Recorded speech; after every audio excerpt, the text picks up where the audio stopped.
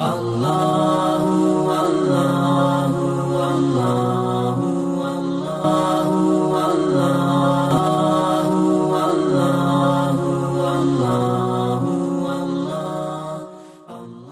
رمضان میں شیطان خود بند ہو جاتے تو لمبے چوڑے بیانوں کی بھی ضرورت نہیں پڑتی. شیطان پورے اندر ہو جاتے، پورے جو ہے مصلیاں مسجد کے اندر ہو جاتے. لیکن پچھلے 2 سال میں الٹا معاملہ ہو گیا تھا. انسان پورے بند کر دیے گئے تھے، شیطانہ کھلے دکھ رہے تھے. یہ سال اللہ کا کرم ہے، اللہ کا احسان ہے، شیطانہ بند ہے، ہم کھلے.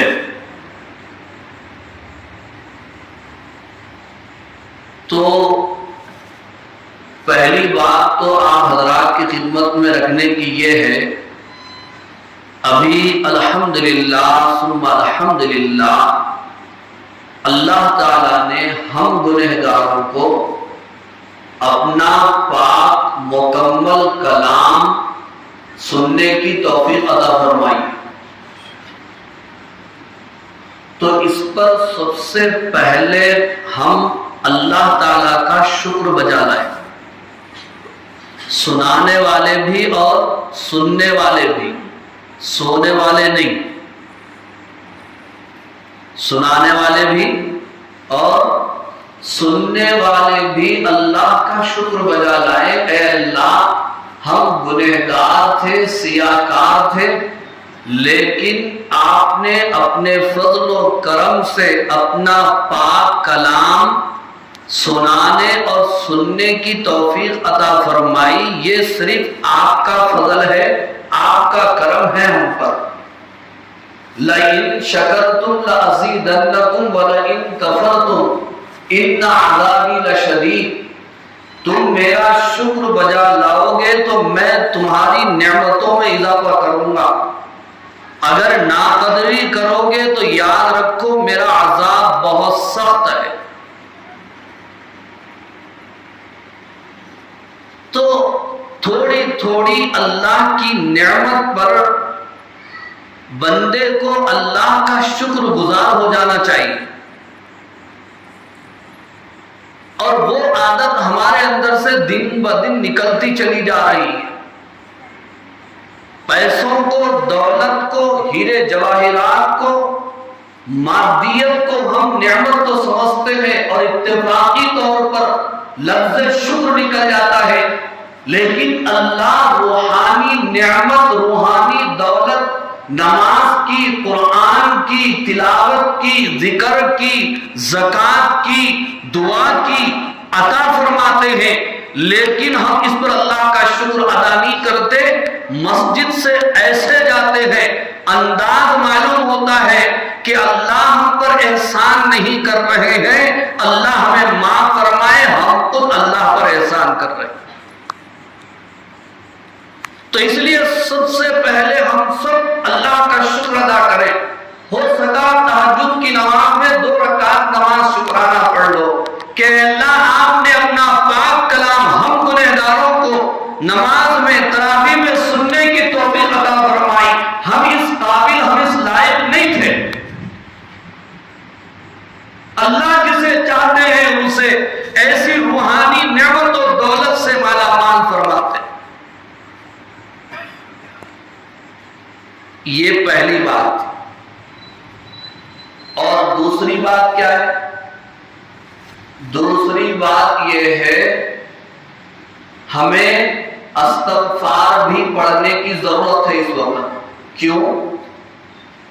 اللہ تعالیٰ کے سامنے ہمیں اپنے عمل کے سلسلے میں، اپنی عبادت کے سلسلے میں یہ اظہار کرنا ہے کہ اے اللہ، جیسی عبادت کرنی تھی ویسی عبادت ہم نے نہیں کیا. قرآن مجید کی تلاوت جیسا کرنا تھا ہم نہیں کر سکے، اور قرآن مجید کو جیسا سننا تھا عشق و محبت کے ساتھ، توجہ اور یکسوئی کے ساتھ، دلجوئی اور محبت کے ساتھ قرآن کو ڈوب کر معدے سے نہیں دل کی گہرائیوں سے سننا تھا، ویسا ہم سن نہیں سکے مولا۔ قرآن مجید کی تلاوت ہوتی رہی، ہم پیچھے رکوعوں تک بیٹھتے رہے، قرآن مجید کی تلاوت ہوتی رہی، ہم پیچھے جو بیٹھتے رہے، قرآن مجید کی تلاوت ہوتی رہی۔ بعض مسجدوں میں نے خود دیکھا اپنی آنکھوں سے، بعض نوجوان جبکہ قرآن مجید کی تلاوت امام صاحب تراویح میں کر رہے ہیں اور پیچھے نوجوان فون لے کر فون کے اندر دیکھتے بیٹھے ہوئے ہیں۔ کتنا یہ اللہ کے کلام کی بے ادبی اور گستاخی بتائیے۔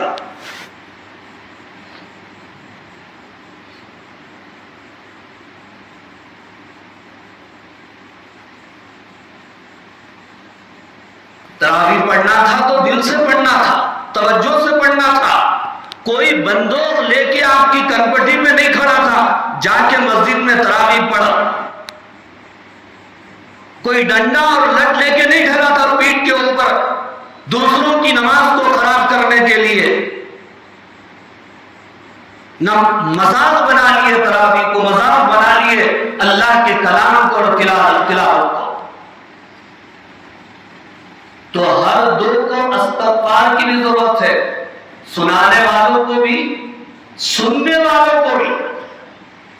یہ تو سننے والوں کا حال، اور سنانے والے حضرات بھی اس لیے استغفار کی ضرورت ہے کہ اللہ جیسا کلام سنانا تھا ترتیل و تجوید کے ساتھ، مخارج اور حروف کی ادائیگی و تلفظ کے ساتھ ٹھہر ٹھہر کر واضح الفاظ میں ہم اس انداز میں سنا نہیں سکے۔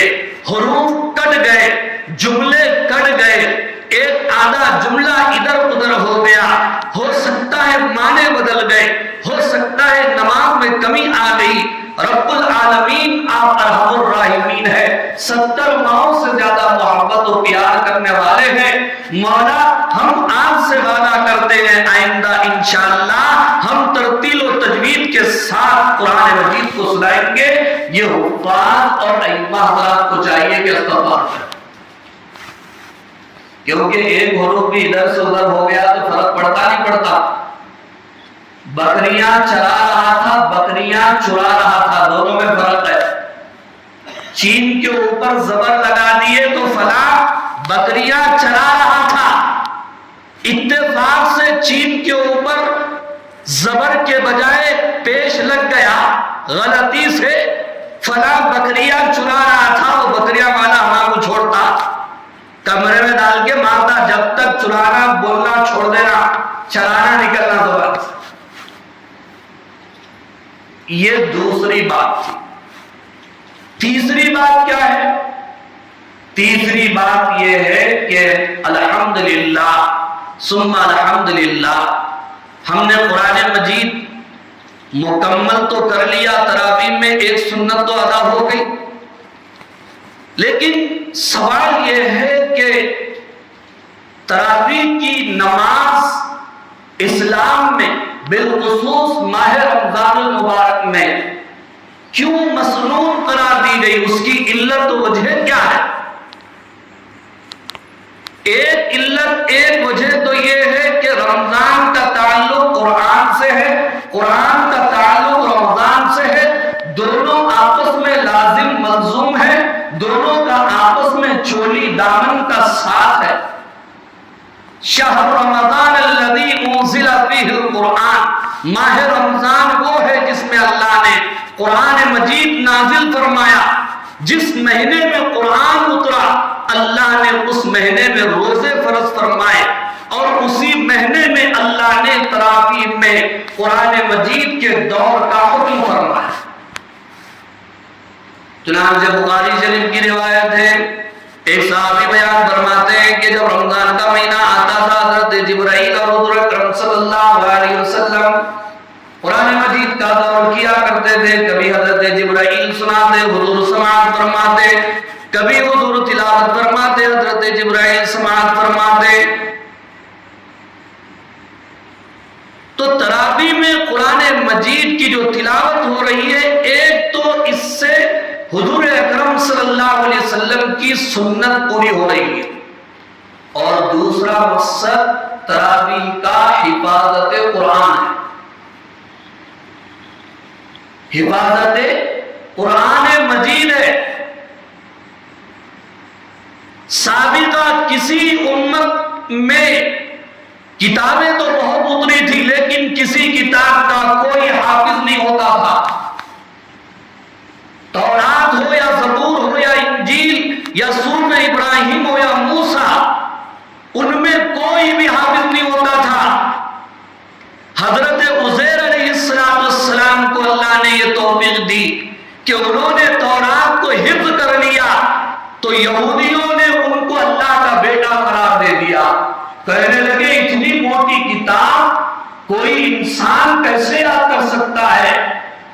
یہ تو عزیر علیہ السلام اتنی موٹی کتاب یاد کر لیے، یہ انسان نہیں ہے، یہ تو عزیر ابن اللہ ہے، یہ اللہ کے بیٹے ہیں۔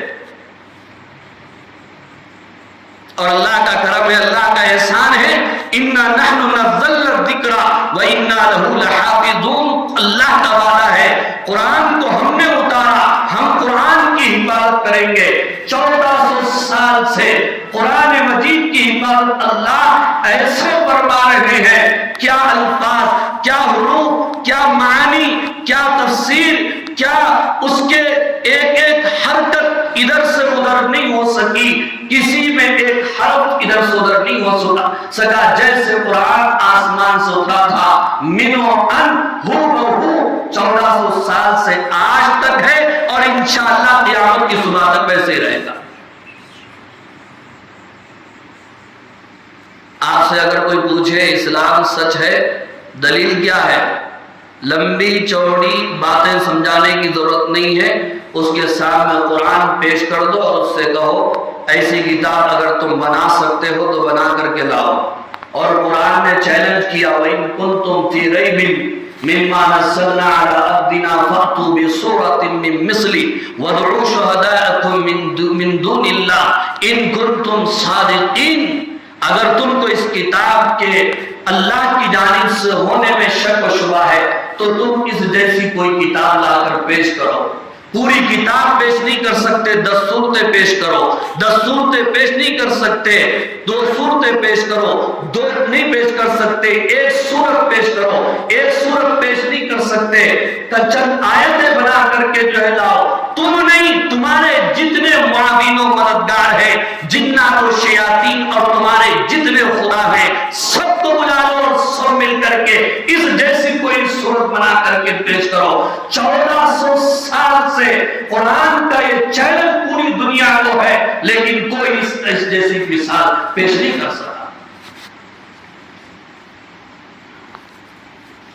تو بزرگوں اور عزیز دوستو، اللہ کا کرم ہے، اللہ کا احسان ہے، اللہ نے اپنی کتاب کی حفاظت اس امت کے چھوٹے چھوٹے بچوں کے سینوں سے کروا دی۔ یہودیوں نے عزیر علیہ السلام کو ابن اللہ قرار دے دیا تورات کے حفظ کرنے کی بنیاد پر، لیکن آج ہمیں اپنے حفاظ اور اپنے علماء کی قدر ہم کو ہے۔ اس لیے بخاری شریف کی روایت ہے، قرب قیامت میں یثبت الجہل ویظہر الجہل، فرمایا جہالت عام ہو جائے اور علماء کو اللہ اٹھا لیں گے، خشوع اور خضوع ختم ہو جائے گا، مسجدیں بھری ہوئی نظر آئیں گی لیکن دنیاوی گپ شپ ہوگی، خشوع اور خضوع ختم ہو جائے گا، بھری مسجد میں کوئی بھی خشوع کے ساتھ نماز پڑھنے والا نہیں ہے۔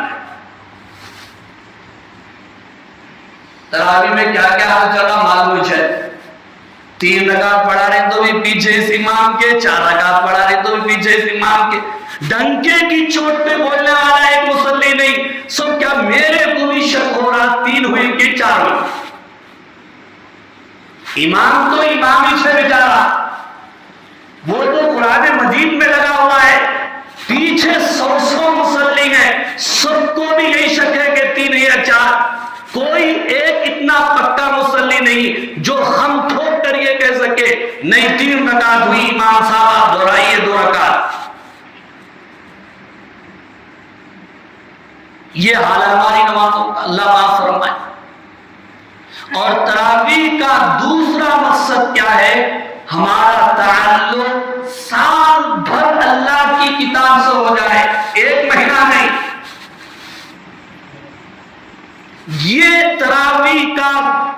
جو مقصد ہے تمام مقاصد میں بڑا مقصد یہ بھی ہے سال بھر ہمارا تعلق اللہ کی کتاب سے ہو. جو لوگ پڑھنا جانتے ہو وہ روز آنا 1 پارہ 2 پارے 3 پارے پڑھیں. جو لوگ پڑھنا نہیں جانتے وہ پڑھنا سیکھے اور جب تک سیکھے کم از کم اللہ کی کتاب کو سنیں. گانے سننے ٹائم ہے اور وہ سیریل دیکھنے ٹائم ہے, فلاں کے لیے ٹائم ہے, قرآن سننے ہمارے پاس ٹائم نہیں ہے. تعجب ہوتا ہے مکے کے بڑے بڑے دشمنان اسلام, ابو جہل سے بڑا دشمن کون ہوگا؟ ابو سفیان اسلام لانے سے پہلے کتنے بڑے دشمن تھے, اخنس بن شریح کتنا بڑا دشمن تھا. یہ تینوں چوری چھپ کے مکے کی دیواروں سے کان لگا کر رات کے سناٹے میں حضور اکرم صلی اللہ علیہ وسلم کی زبان سے ہونے والی تلاوت کو سنا کرتے تھے. دشمنوں کو تو قرآن سننے میں مزہ آئے, اور یہ دوستوں کو کیا ہو گیا جو قرآن چھوڑ کر کدھر جا رہے ہیں. تینوں کی ملاقات ہو گئی جب چوری چھپ کے قرآن سن کر جا رہے تھے. تینوں مل گئے آپس میں, ایک دوسرے کے چہرے کو تکنے لگے, شرمندہ ہو گئے. کیا میاں تم بھی, کیا میاں تم بھی, آپس میں بولنے لگے کل سے ہم میں کوئی یہاں پر مکہ خانے کعبہ کے اندر آ کر کے قرآن نہیں سنے گا.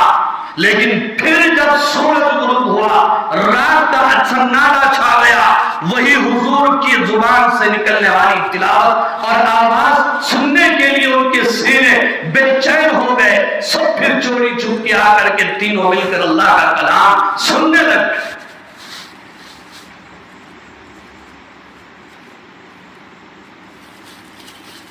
تو قرآن سے سال بھر ہماری یہ محبت ہونا, ایک مرتبہ ہم قرآن کو سن لیے نہیں حق ادا نہیں ہوا. حق یہ ہے کہ سال بھر ہمارے گھر قرآن کی تلاوت سے گونجے, ہماری گلیاں گونجے, ہماری مسجدیں گونجے قرآن مجید کی تلاوت سے. یہ عزم مصمم کر کے اٹھو انشاءاللہ. یہ چوتھی بات. اور آخری بات وہ یہ ہے تراویح میں 2 چیزیں الگ الگ سنت موقدہ ہے. ایک سنت یہ ہے چاند دیکھنے سے لے کر شوال کے چاند دیکھنے تک ہر روز تراویح پڑھنا سنت موقدہ ہے. ایک سنت یہ ہے. اور دوسری سنت کیا ہے؟ دوسری سنت موقدہ یہ ہے تراویح میں ایک مرتبہ قرآن مجید پڑھنا یا پڑھنے والے سے سننا, مکمل قرآن مجید سننا. یہ سنت موقدہ. دونوں سنتیں الگ الگ ہیں. آج یہ 14واں روزہ ہے, 15واں روزہ ہے جی, 14واں روزہ ہے. آج جو 14 روزے مکمل ہوئے, تراویح 15ویں تراویح ہے, تو آج صرف اور صرف ایک سنت پوری ہوئی ہے. کون سی؟ وہ قرآن مجید کو تراویح میں مکمل سننے کی سنت پوری ہوئی. اور ایک سنت تراویح کی وہ کب پوری ہوگی؟ جب شوال المکرم کا چاند نظر آئے گا تب جا کر کے وہ سنت پوری ہوگی. ورنہ یہ 3 پارے پڑھنے والے, 2 پارے پڑھنے والے, ایک شبینہ پڑھنے والے یہ سمجھ رہے قرآن مکمل ہوتے ہی رمضان ختم ہو گیا. 2 دن پہلے اخبار میں کسی صحابی نے سرخی لگا دی کہ دہے کے بعد مسجد ویران اور سڑکیں آباد, مارکیٹ آباد, اس کا جواب دے علماء. علماء سنتے 2 میں کو بھی ایک پڑھ لو, 3 پڑھ لو, صاحب ہم بول رہے نا پڑھو. اب بھائی ہمارے امامت کی چکر رہتی نہیں تو پھر پتہ کٹ کر دیے تو مشکل ہوتا نہیں ہوتا. ٹھیک ہے صاحب جیسا بولے ویسا, ہمارے کو کیا کرنے کا ہے. ادھر ذمہ دار اور نوجوانوں کا جذبہ کہہ لیجئے یا دباؤ, اور ادھر صحابیوں کی سرخی ایسی. اسی لیے کتاب میں لکھا ہوا ہے یہ مولویوں کا جو فرقہ ہے نا، مولویوں کی جماعت ملامتی جماعت کر کچھ بھی کرے تو کچھ بھی بولتے، کئی گزارا بھائی اپنے کو کیا کرنے کا ہے، خاموش رندے کونے میں بیٹھ کے اللہ اللہ کریں گے، دعا کریں گے، ایسا بولے نا کیا اثر ہے؟ علماء اندر بیٹھے ہوئے غالب، ارے چلو بھائی اندر کے تو بیٹھنا، باہر نکل کے کچھ کریں گے، ان کو کیا ضرورت تھی سیاست میں آنے کی؟ اب کیسا بھی کرے تو پریشانی ہے چھے۔ تو میرے حال بزرگوں اور عزیز دوستوں، کہنے کا مطلب اور مقصد یہ ہے کہ آج صرف تکمیل قرآن کی سنت پوری ہوئی ہے، تکمیل تراویح کی سنت پوری نہیں ہوئی۔ اس لیے جو لوگ یہاں پڑھے ہیں، جہاں اور بھی جا کر کے پڑھے، کسی بھی مسجد میں پڑھ سکتے ہیں، لیکن تراویح کو نہ چھوڑیں۔ پھر یہ پتہ نہیں آئندہ رمضان نصیب ہو یا نہ ہو، آئندہ سال نصیب ہو یا نہ ہو، بڑی پیاری عبادت ہے، چاہے وہ روزہ ہو چاہے وہ تراویح ہو، بڑی پیاری عبادت ہے، لذت والی عبادت ہے، کہ اللہ کے کلام کو سننے والی عبادت۔ یہ جو اللہ کے نبی نے چپ نے فرمایا جب قیامت کا دن ہوگا، نفس نفسی کا عالم ہوگا، قرآن اور روزہ دونوں جا کر اللہ کے دربار میں روزے دار کے سلسلے میں، تراویح پڑھنے والے کے سلسلے میں اللہ سے سفارش کریں گے۔ روزہ کہے گا اللہ میں نے دن میں اس کو کھانے پینے سے بھوکے رکھا، سخت گرمی تھی، آسمان شرارے برسا رہا تھا، زمین شعلے اگل رہی تھی، 40 اور 42 ڈگری گرمی تھی، لیکن یہ صرف میری محبت میں بھوکا اور پیاسا رہتا تھا، رب العالمین اسے جنت میں ڈال دیجئے۔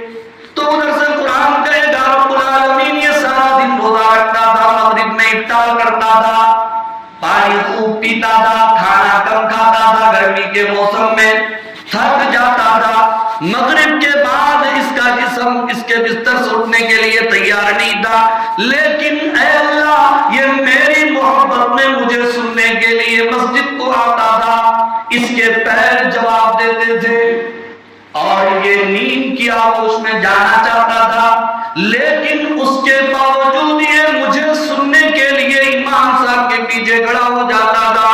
اے اللہ اسے معاف فرما دیجئے اور جنت میں داخلہ عطا فرما دیجئے۔ سفارش کریں گے قرآن بھی اور